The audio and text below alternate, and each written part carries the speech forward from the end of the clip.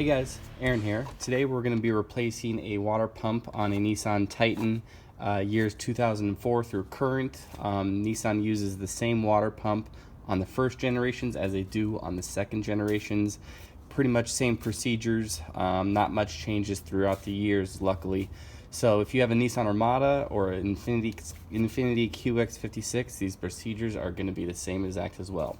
Now this particular truck is a 2006 LE crew cab, two-wheel drive with about 115,000 miles. Now whenever you can, I do recommend you use the OEM water pump and water pump gasket. It's a really high quality pump. The aftermarket isn't as good as the OEM brand new pump. Unfortunately, I don't have access to an OEM pump in the time frame that I'm given to replace this pump, so I'll actually put a link in the description of both the OEM pump and the pump that I'm using today. Alright, so we're going to need a 12mm socket, an 8mm socket, a 3-inch extension, a 10mm socket, flat blade screwdriver, a 14mm wrench, some vice grips, and of course a ratchet. This is my 3/8 power ratchet by Milwaukee. Works pretty good. It's not needed, just helps get the job done a little bit quicker. Now what you probably noticed that this truck has an aftermarket intake. If your truck has a stock intake, pretty much same procedure. We're just going to remove this intake tube, disconnect the mass airflow sensor, get it out of the way so we can have a little bit better access to our water pump.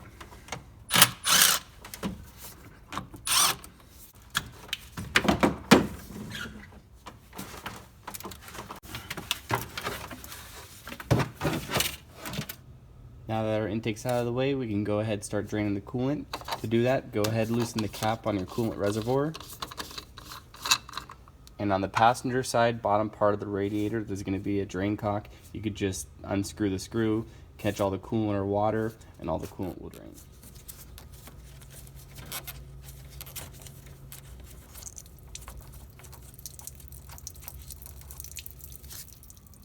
So before we remove the belt, I want to get these 10mm bolts loosened up. There's 4 of them that hold on to the water pump, and it attaches this pulley to the water pump. These ones aren't on too tight. I've seen worse. Having the belt on makes it a whole lot easier. There we go. Okay, just want to loosen that up. Now if you look over to the left, there's a larger pulley down here. And using a 14mm, we're actually going to turn it to the right, I believe. Here. Oh, we're actually going to turn it to the left. Turn it to the left, and that's going to unload the spring on the tensioner, which will allow our belt to slide right off.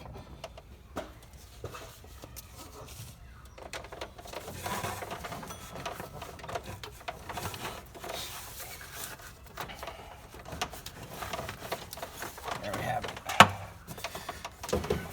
You don't need to take the complete belt off, just enough to get out of the way so we can get to these bolts. Let's go ahead and remove our pulley now.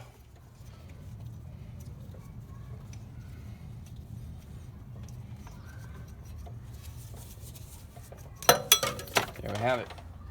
Alright, so I went ahead and removed the upper radiator hose just to give a little bit more room. It's not something that's mandatory, just helps out with space. And so you guys can see where these bolts are located. There's 6 12mm bolts that hold this water pump on. There's 3 up on top. One of them's right there. There's another one. There's one to the side. And there's 3 on the bottom. Using a 6-inch extension and a 12mm socket, I'm going to remove those bolts, and then this bad boy should pop right off.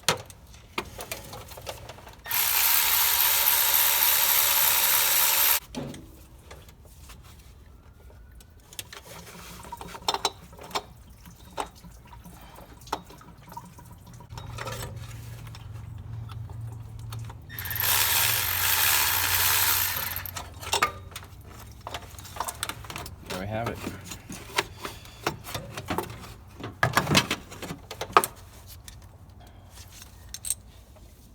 One important note is if your gasket is stuck to the block, just take a razor blade or some steel wool, some fine steel wool to clean up all the gasket material.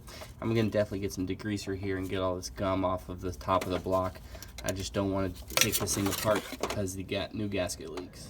Like mentioned earlier in the video, if you have access to an OE water pump and OE gasket from Nissan, I highly recommend it. What's nice is the gasket is metal, it's crushable, so it doesn't need any silicone. Unfortunately, that's not what I'm doing today. I'm using an aftermarket water pump. Just due to time, I'm not able to go down to Nissan and get one. They're supplied with a paper gasket, so I do like to use a little bit of silicone around the water pump, and then I'll stick the gasket on, and then I'll put a little silicone on that just to ensure that we have a full good seal at the block.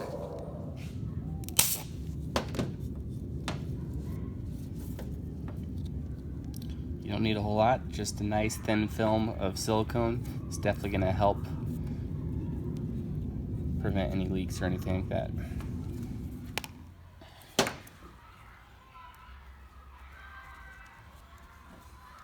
To get a nice even film all the way around it, we can go ahead and install our new gasket. See how that bad boy goes. There we go. We'll go ahead and post a link in the description for the type of gasket maker that I'm using. Just this by Permatex, the right stuff. Stuff's really good.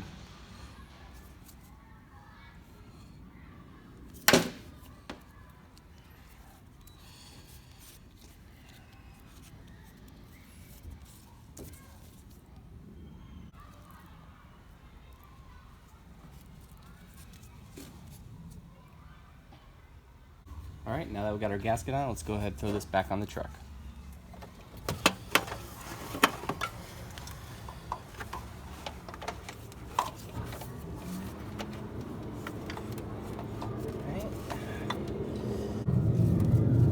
What I like to do is get all 6 bolts installed and install them just hand tight. That way if you have to manipulate the water pump to get another bolt in, you can do that. I went ahead and got all the bolts in except for the very bottom. And the bottom one is the very hardest to get in. I like to use a magnet, just like you're seeing here, to guide it into the hole. Once you have it in the hole, you can just simply start turning it with your hands. Once you have all the bolts in and hand tight, go ahead and snug them up.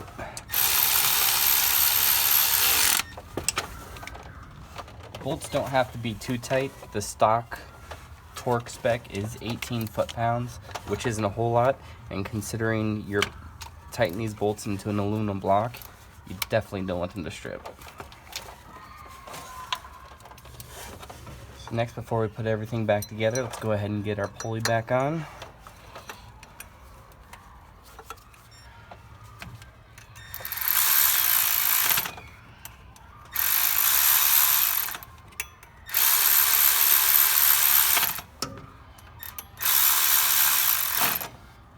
Once we have the belt on, we'll go ahead and give those a good snug down to make sure they don't back out.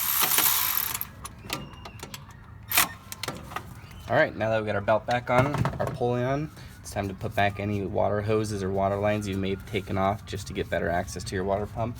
Let's throw on our intake system, and then we'll fill the system full of coolant.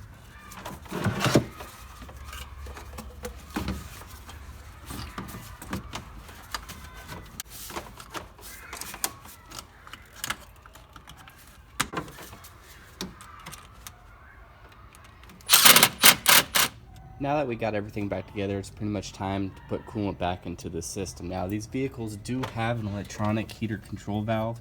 This is what actuates and allows coolant to go into the cab when you turn on the heater. What I like to do is start the motor, turn the heater on full blast, turn the air on full blast, and add coolant through your radiator cap right here until you have coolant come all the way up. Put your cap on, and then just go ahead and keep filling your reservoir till it's at about the max line and holds there. You might have to do it a couple times. Just working out all the air pockets does take a little bit of time for that to happen. And that's pretty much it, guys. I hope this video has helped you out. If it has, please like and subscribe. If you have any questions or comments, feel free to leave something in the comment section. I hope this really has helped you out and saved you guys some money. Thanks for watching, and I'll check you guys out next time.